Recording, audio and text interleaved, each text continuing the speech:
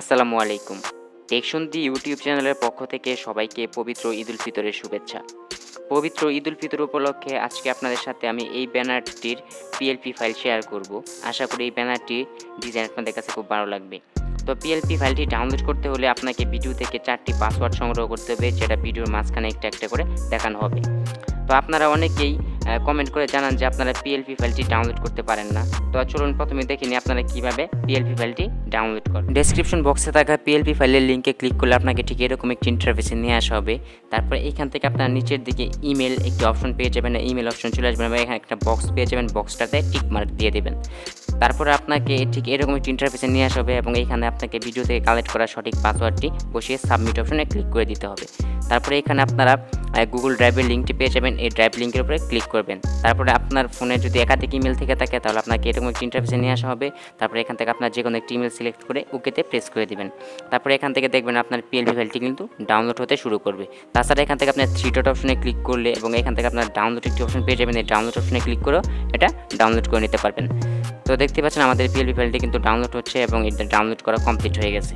এবার পিক্সেলল্যাব অ্যাপটি ওপেন করলে আপনাদের সামনে ঠিক এরকম একটি ইন্টারফেস চলে আসবে। দেন এখান থেকে আপনারা প্রথমে 3 ডট অপশনে ক্লিক করবেন। তারপরে এখান থেকে ওপেন ডট পিএলপি ফাইল এই অপশনটাতে ক্লিক করবেন। তারপরে এখান থেকে ডট পিএলপি ফাইল এই অপশনটাতে ক্লিক করবেন। তারপরে এখান থেকে আপনারা ডাউনলোড করা পিএলপি ফাইলটি পেয়ে যাবেন, এটাতে ক্লিক করবেন। তারপরে এখান থেকে ওপেন অ্যান্ড অ্যাড এটাতে ক্লিক করে দিবেন। তাহলে দেখবেন এখান থেকে আপনার পিএলপি ফাইলটি অ্যাড হয়ে গেছে।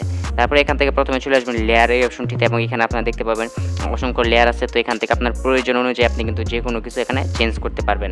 তো প্রথমে আমরা আমাদের ফটোটাকে চেঞ্জ করব। তো আমরা এই ফটোটাকে সিলেক্ট করব, তারপরে ফটোটাকে আনলক করব। তারপরে এখান থেকে আমরা এই লেয়ার অপশনে ক্লিক করব। তারপরে এখান থেকে আমরা ঠিক এই অপশনটাতে ক্লিক করে দেব। তারপরে এখান থেকে আমরা রিসিলেক্ট একটি অপশন পেয়ে যাবো, রিসিলেক্ট এই অপশনটাতে ক্লিক করে দেব। তারপর আপনার গ্যালারিটি ওপেন হয়ে যাবে। তো এখান থেকে আপনার গ্যালারির যে ফটোটি আপনার প্রয়োজন সেই ফটোটি প্রথমে ব্যাকগ্রাউন্ড রিমুভ করে নেবেন। তো ব্যাকগ্রাউন্ড রিমুভ করা হয়ে গেলে এবার আপনার ফটোটি সিলেক্ট করবেন। তো দেখতে পাচ্ছেন এখানে আমাদের ফটোটি চলে আসছে। তারপরে এখান থেকে আপনার প্রয়োজন অনুযায়ী আপনি এটাকে ক্রপ করে নেবেন অথবা আপনার যতটুকু প্রয়োজন থাকে আপনার ততটুকু এখান থেকে নিয়ে নেবেন। তারপরে এখান থেকে আপনারা টিক মার্ক অপশনে ক্লিক করে দেবেন।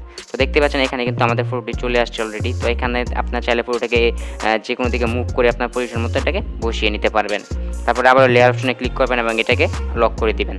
তারপরে এখান থেকে একই নিয়মে কিন্তু আপনার চাইলে এখান থেকে নাম, তারপরে এখান থেকে যে লেখাগুলো আছে অথবা যেই টেক্সটের কালারগুলো আছে আপনি এখান থেকে চাইলে সবগুলোকে চেঞ্জ করে নিতে পারবেন। তো এখান থেকে আমি বাকি কাজগুলো করলাম না, আপনারা আপনাদের মতো করে নেবেন। তারপরে এখান থেকে এই সেভ আইকনের উপরে ক্লিক করবেন। তারপরে এখান থেকে সেভ এস ইমেজ এই অপশনটা থেকে ক্লিক করবেন। তারপরে এখান থেকে আপনার আলট্রাটাকে সিলেক্ট করবেন। তারপরে এখান থেকে সেভ টু গ্যালারি অপশনে ক্লিক করে এটা আপনার গ্যালারিতে সেভ করে নেবেন। ব্যাস আমাদের কাজ কমপ্লিট।